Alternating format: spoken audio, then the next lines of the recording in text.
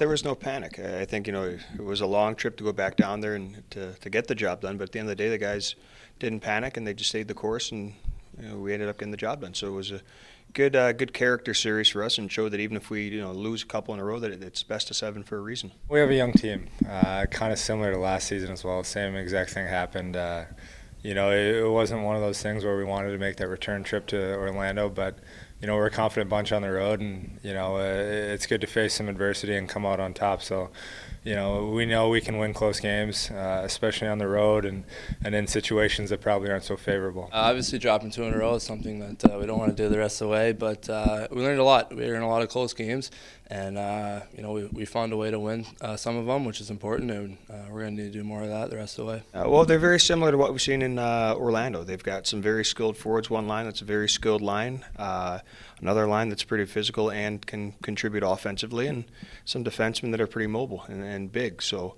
we're going to have our hands full, but they've like you said, they've taken on a little bit of a hot streak here, and they're playing well right now. So they're a confident group. Fort Wayne and us, we've had a pretty even series over the course of the year, and the road team has done pretty well in each other's buildings. But playoffs is a completely different beast, to the point where they're confident, but so are we. I mean, we just won 3 games on the road against a very good Orlando team, and they're very similar to Fort Wayne.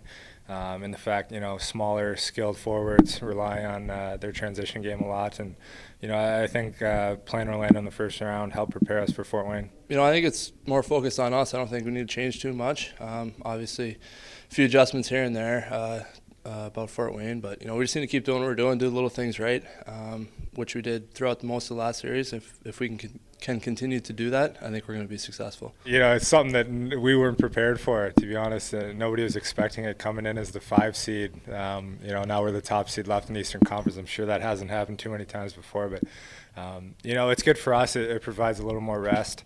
The travel isn't going to be nearly as bad from here on out either.